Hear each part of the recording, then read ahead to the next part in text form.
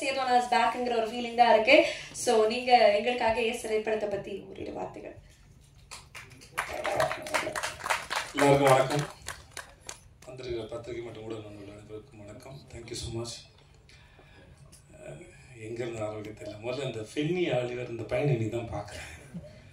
Mark பண்ணி வச்சுக்கணும். நம்ம சீக்கிரமாக படம் பண்ணுறோம். டைரக்டராக நினைக்கிறேன். ஒரு எடிட்டர் இதில் அப்சர்வ் பண்ணி ரூபன் பேசி நான் கேட்டுக்கேன். இந்த ஜவானில் பேசினப்பில் அப்புறம் நிஜமாக எல்லாரையும் மார்க் பண்ணி எல்லாரையும் பார்த்து எல்லாத்தையும் கவர் பண்ணிட்டீங்க. வாழ்த்துக்கள் உங்களுக்கு. வாழ்க்கை நல்லா இருங்க.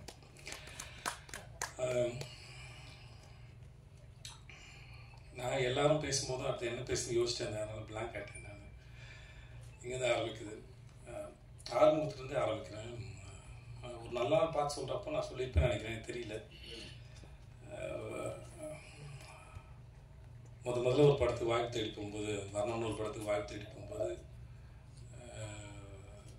அப்போது அவர் ராஜு சாரோட கோ டைரக்டர் பிரேம் சாருக்கு தான் ஃபஸ்ட் படம். கேமராமேனாக 96 பிரேம். நுங்கம்பாக்கத்தில் தான் ஆஃபீஸ். ராஜு சாரோட ஆஃபீஸ். அவர் சாஃப்ட்வேர் கம்பெனி.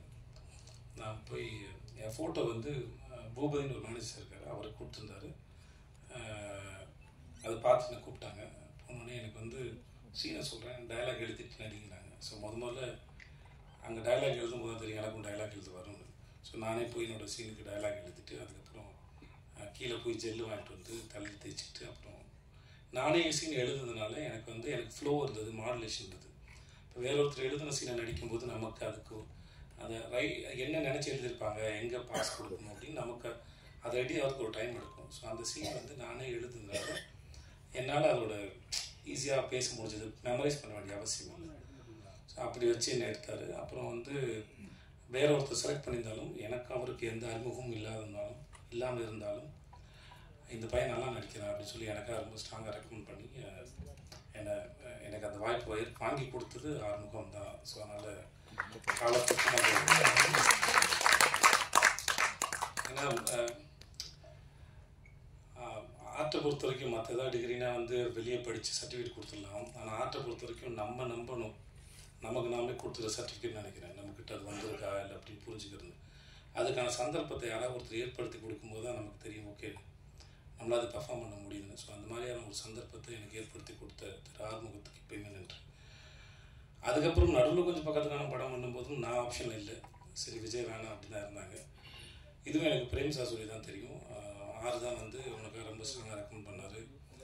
விஜயை பார்த்துட்டு ஆடிஷன் பண்ணிவிட்டு ரிஜெக்ட் பண்ணுங்கள், பார்க்காம ரிஜெக்ட் பண்ணாதீங்க அப்படின்னு ரொம்ப ஸ்ட்ராங்காக சொன்னது ஆறு தான் எனக்கு பிரேம் சார் சொல்லி தான் தெரியும்.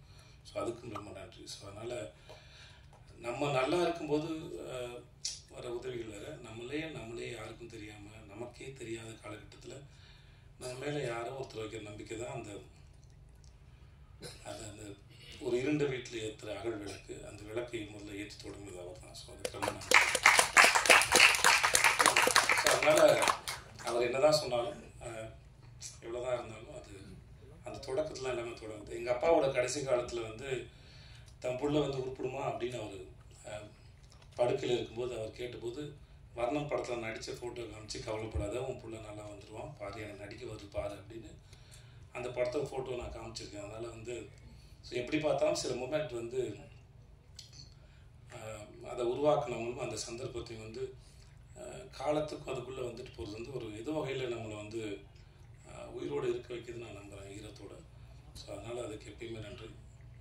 மற்றபடி ஒரு நல்லா பார்த்து சொல்கிறேன். இல்லை இந்த படம் இல்லை லாபங்கிற படத்தை எனக்காக வந்து எக்ஸிக்யூட் பண்ணி கொடுத்தாரு. நான் ஜனாவுக்காக அந்த படம் பண்ணணும்னு விரும்பினேன். பட் ஏற்கனவே நான் ப்ரொடக்ஷன் பண்ணும்போது என்னோடய ப்ரொடக்ஷனில் சரியாக ஹேண்டில் பண்ண முடியாதனால அவருக்கு ப்ரொடக்ஷன் ரொம்ப நல்லா வரும். அதனால் அவரை கூப்பிட்டு சார் ஜனாசாவோட படம், ஸோ இதை நீங்கள் எந்த எனக்காக பண்ணி கொடுக்கணும் சொல்லி எனக்காக வந்து பண்ணி கொடுத்தது அவர் தான். ஸோ அவர் எனக்கு அதுக்கும் ரொம்ப நன்றி. ஸோ அதனால் இது அந்த நான் அவருக்காக நிறையா விட்டு கொடுத்தேன், அந்த மாதிரி எதுவும் இல்லை. ஸோ அவர் பண்ணது நிறையா எனக்கு பண்ணியிருக்கார். ஸோ ரொம்ப ரொம்ப நன்றி சார். அப்புறம்